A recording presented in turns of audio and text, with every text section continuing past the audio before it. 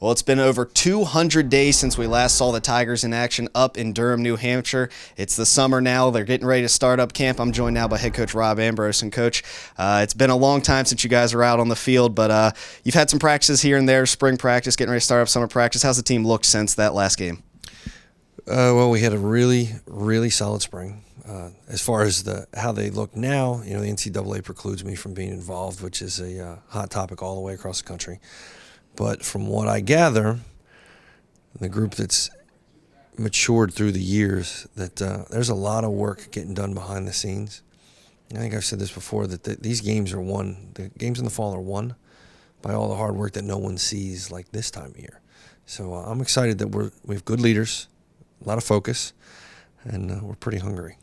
And you've had to replace a lot of faces that Tiger Nation's been used to seeing, like Jordan Dangerfield, Frank Beltre, pursuing their NFL careers, just to name a couple names. But you've had some new guys come in that you got to see a little bit of them in the spring. How are they adapting to Tiger football? I can say that we were a good football team. We really were. For the last 2 years, I felt really good about the quality of talent in the locker room and how much they wanted to win. I don't think you can replace Jordan. You can't replace Frank. Right. You can't replace Grant, Ramel. There's Matt Morgan. You just can't replace these guys. But I am very, very pleased to see the guys walked in the locker room and understand that the shoes they have to fill are extremely large. They respect that comment, but they're not intimidated by it. And I think we've just taken good to a new level. We also have a couple new faces on the coaching staff as well. Obviously, you've been able to work with them a little bit more than the players this time of year. How are they adapting to your ways and your leadership? I tell you that losing quality coaches and having consistency on a staff it's a tough thing to juggle. And when you have success, you're going to get pilfered.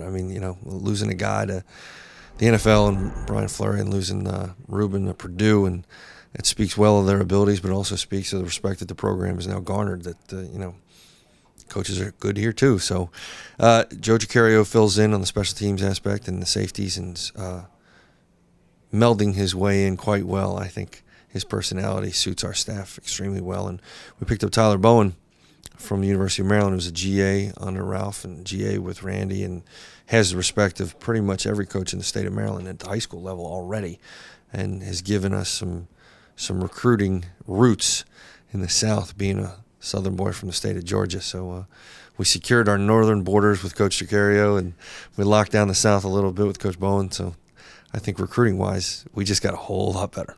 Now, normally when you're out on the field, you're dealing with a bunch of sweaty men out there working really hard. But on July 25th, you guys are doing a football 101 clinic for women. It's the 4th annual one, but tell me a little bit more about that. What can the ladies expect out there on the field?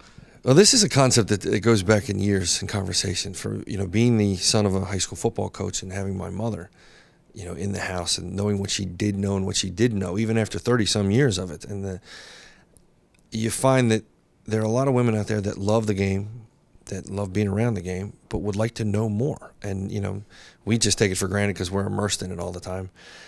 Having these women come in here, and it's something that the first year we started it, and a couple people came, and the second year more people came. Last year, a ton of women came, and they all threatened to bring their friends. So this thing is getting bigger and bigger by the year, and I'm excited. It's great. We do a lot with them in the educational process, some things that they just don't know. And but we make it really, really fun. And the staff used to see it as a pain, a thing that they didn't want to do. But considering the ladies that came last year, I'm not going to say all the things that they said, but they certainly kept it interesting, and we're looking forward to it again this year. All right, Rob, we'll have fun with that. Have fun with the rest of the summer, and good luck when camp starts back up. I'm sure we'll talk to you again soon. Thanks, appreciate it.